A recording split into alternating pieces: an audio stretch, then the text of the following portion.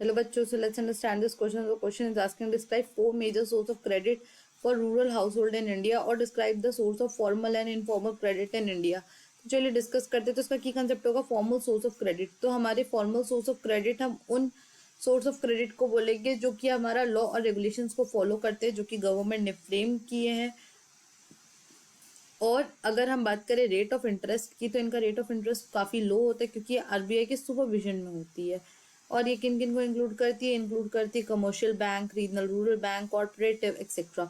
अब अगर हम कॉर्पोरेटिव की बात करें तो जो कॉर्पोरेटिव होती है ये लोन सभी को देती है, जैसे कि कल्टीवेशन के लिए हो गया, फिशरीज के लिए हो गया, मछली पालन, सबके लिए। और किस पे देती है? बहुत ही लो इंटरेस्ट रेट पे देती है। तो इससे क्या फायदा होता है? जो कि स्मॉल फार्मर्स होती हैं उन्हें लोन भी मिल जाता है कमर्शियल बैंक से, और उनका जो डिपॉजिट होता है वही एज अ कोलैटरल सर्व भी कर जाता है। अब अगर हम इनफॉर्मल सेक्टर ऑफ क्रेडिट की बात करें तो ये कोई भी लॉ रेगुलेशंस को फॉलो नहीं करता है जो कि गवर्नमेंट ने बनाए हैं। तो रेट ऑफ इंटरेस्ट इनका क्या हो जाता है? काफ़ी हाई हो जाता है, और ये कंडीशन में फंसने वाली बात हो जाती है जिसे बोलते हैं डेब्ट ट्रैप। मान लीजिए ये किसान है, ये गए मनी लेंडर के पास और बोला कि मुझे 50,000 रुपीज लोन चाहिए। तो इन्होंने बोला कि ठीक है तुम ले लेना लोन, लेकिन इसे 8% इंटरेस्ट के साथ इतने इतने टाइम पीरियड में मुझे दे देना।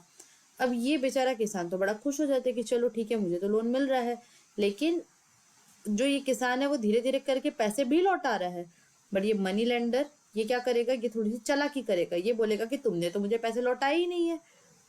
और दूसरी बात कि इनको कोई सुपरवाइज नहीं करता है, जिसकी वजह से क्या होगा कि किसान सोचेगा कि अरे अब मैं जाके कंप्लेन किसको करूं।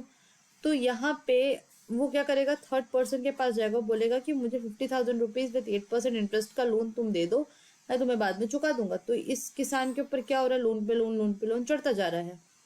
तो इसीलिए फॉर्मल सेक्टर ऑफ क्रेडिट जो होती है वो ज़्यादा बेहतर होती है इनफॉर्मल सेक्टर ऑफ क्रेडिट के मुकाबले में।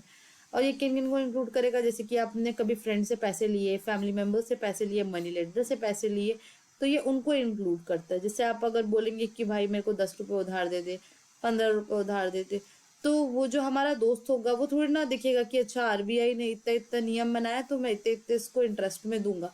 तो बोलेगा ठीक है तुम ले जाओ लोन। और मनी लेंडर की बात करें तो कई बार मनी लेंडर जो होते हैं वो चालाकी कर लेते हैं।